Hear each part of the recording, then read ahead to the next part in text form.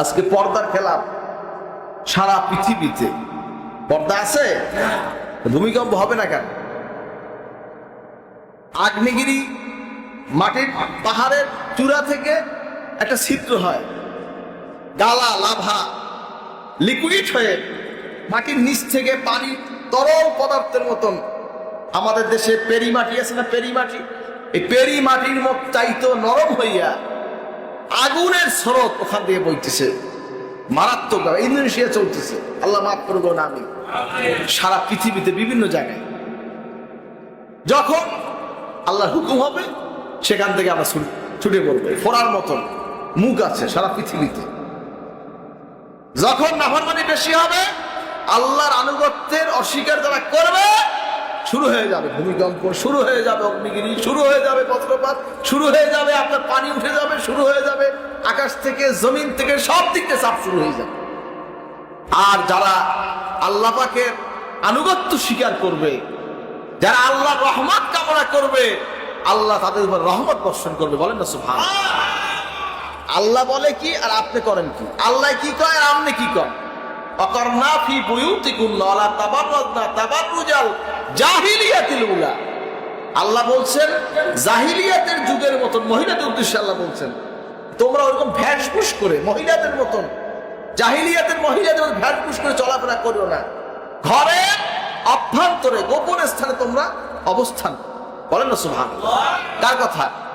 কার কথা? কার কথা? বলেন কার কথা? আল্লাহর কথা। আর আপনি কি করছেন?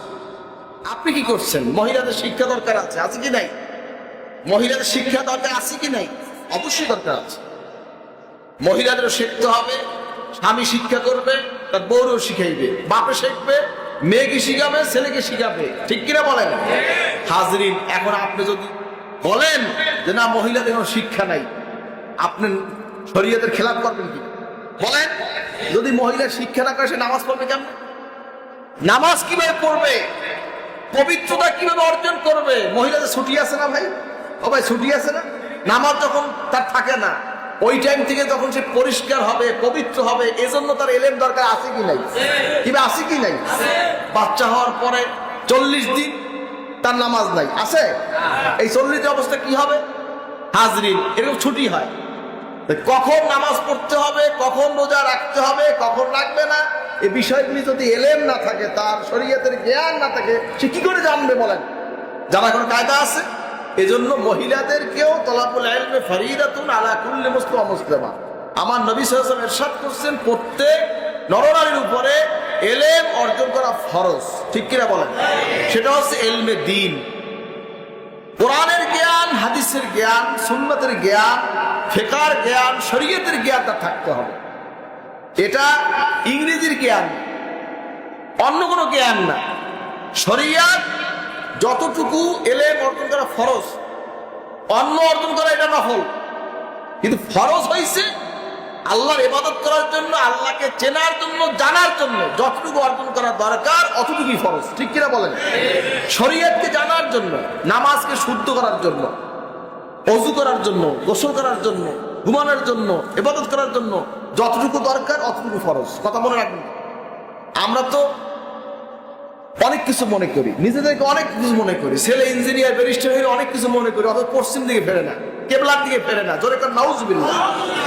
এই বাপ দুর্ভাগ্য, এই বাপ কপাল পোড়া।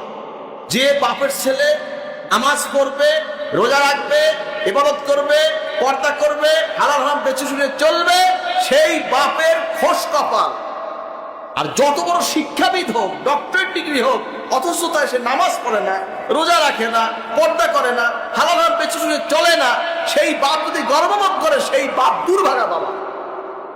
আর যার ছেলে এলেম অর্জন করেছে, সে শিক্ষাবিদ হয়েছে, ডক্টরেট হয়েছে, জেনারেল শিক্ষা করেছে, শরীয়তি শিক্ষা করেছে, কোরআনের শিক্ষা করেছে, নামাজ পড়ে, রোজা রাখে, হজ করে, যাকাত দেয়, পর্দা করে, মানুষের খেদমত করে, আল্লাহর সৃষ্টি জীবের খেদমত করে, সমাজের খেদমত করে, রাষ্ট্রের খেদমত করে, এই লোকটার বাবা মা সবচাইতে এই দুনিয়ায় শ্রেষ্ঠ। ঠিক কিনা বলেন?